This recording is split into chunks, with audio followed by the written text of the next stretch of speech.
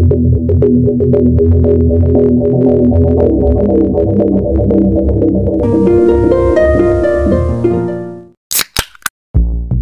everyone, kembali lagi di channel Weekly Crime Stories yang membahas tentang kisah-kisah kriminal nyata dan penuh misteri. Bagi kalian yang menyukai kisah kriminal yang penuh misteri, jangan lupa klik tombol lonceng di bawah, subscribe channel ini agar tidak terlewat kisah yang penuh misteri berikutnya. Untuk kali ini, kita akan membahas kisah seorang geng kekerasan kriminal yang diakari oleh Abu Zar Sultani. Ini adalah kisah kelam dan juga kejatuhan Abu Zar Sultani. Dunia bawah tanah Sydney dulunya penuh dengan bayang-bayang dan bisikan. Namun, karir kekerasan Abu Zar Sultani membawa semuanya menjadi nyata dan brutal. Dikenal di jalanan sebagai ABS, nama Sultani identik dengan ketakutan dan kematian. Hukuman terbarunya, pembunuhan Nikola Serbin yang berusia 18 tahun. Menjadi yang keempat dalam daftar panjang nyawa yang telah ia ambil.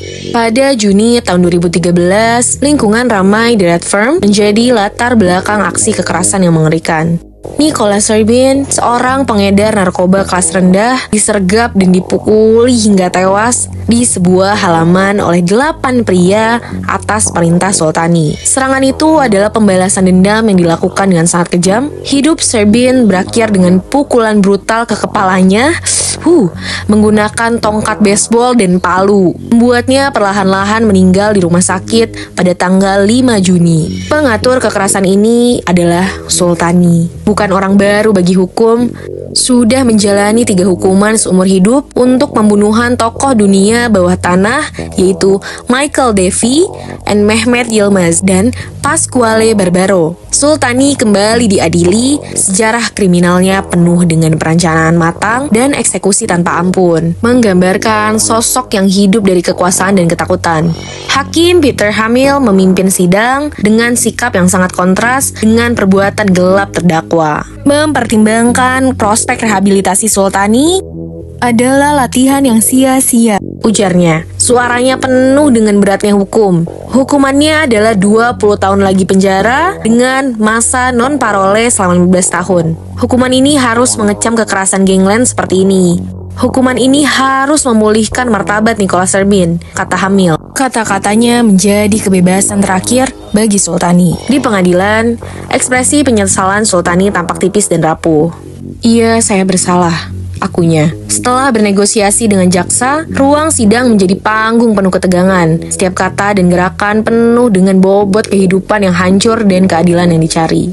Pada saat pembunuhan Serbin, Sultani berada di tahap awal ketenarannya. Bintang yang sedang naik daun di dunia kekerasan geng Sydney, seorang pria yang cerdas. Ia bahkan mendapatkan nilai tinggi dalam program magister di Universitas Macquarie ketika ditangkap pada tahun 2016. Hakim Hamil merenungkan transformasi tragis ini. Banyak sebenarnya yang bisa dikatakan tentang pria muda ini, dan perubahan dari seorang anak tengah yang pemalu, pendiam, cerdas, dan juga dari keluarga konservatif yang pekerja keras menjadi pembunuh dan gangster terkenal. Sayang sekali, ini adalah kisah hidup yang menyedihkan. Sidang mengungkap jaringan kelam lingkaran dalam Sultani. 2 rekannya, Syed Amir Muhammad Hossein Nisoja dan Syed Anus Abdali, juga didakwa dengan pembunuhan Serbin. Namun, mereka mengaku tidak bersalah, menyangkal kehadiran mereka di tempat kejadian. Sidang mereka adalah labirin kesaksian yang bertentangan dan saksi kunci yang hanya dikenal sebagai saksi A, memberikan bukti yang memberatkan namun tidak konsisten. Saksi A, mantan pengedar narkoba untuk Sultani, mengklaim telah melihat Hossein Nisoja dan Abdali memegang senjata mematikan. Namun, kendalanya hancur di bawah pemeriksaan silang. Sejarah penipuan dan manipulasi menambah panjang bayangan di atas kesaksiannya. Hakim Hamil menimbang bukti dengan cermat, membebaskan kedua pria itu karena kurangnya bukti yang dapat dipercaya. Narasi saksi A adalah kisah ketakutan dan bertahan hidup. Dipukuli dan diancam oleh Serbin karena transaksi narkoba yang gagal. Kejam sekali. Dia menelpon Sultani untuk meminta bantuan dan berkata, "Kami akan mengumpulkan anak-anak." Itu janji Sultani. Sebagai prolog mengerikan dari penyergapan mematikan itu. Pengadilan mendengar bagaimana saksi A kemudian dipaksa bersembunyi, pertama di markas Rebels Berwood dan kemudian di motel terdekat. Hidupnya dalam keseimbangan yang genting di tepi balas dendam. Kehidupan Ganda Sultani sebagai gangster dan mahasiswa universitas, sebagai direktur perusahaan konstruksi dan kepala kelompok kriminal terbuka di pengadilan. Organisasinya adalah sindikat yang canggih, menjual narkoba, senjata, dan mobil curian. Sangat kontras dengan citra hormat yang ia tunjukkan ke dunia. Pada 2021, seluruh kejahatan Sultani terungkap. Hukuman seumur hidup tanpa pembebasan bersyarat untuk pembunuhan Davi, Yilmaz, dan Barbaro menunjukkan sikap dingin dari operasi Sultani. Setiap pembunuhan dieksekusi dengan perancangan matang. Bukti dari efisiensi yang kejamnya, Sultani adalah pembunuh berantai yang belum menunjukkan empati tulus bagi para korbannya. Atau memulihkan arah moral, ujar Hakim Desmond Fagan saat menjatuhkan hukuman. Dengan banding Sultani terhadap hukuman seumur hidupnya yang sedang berlangsung di Pengadilan Banding Pidana NSW, warisan kelam dari tindakannya terus membayangi dunia bawah tanah Sydney.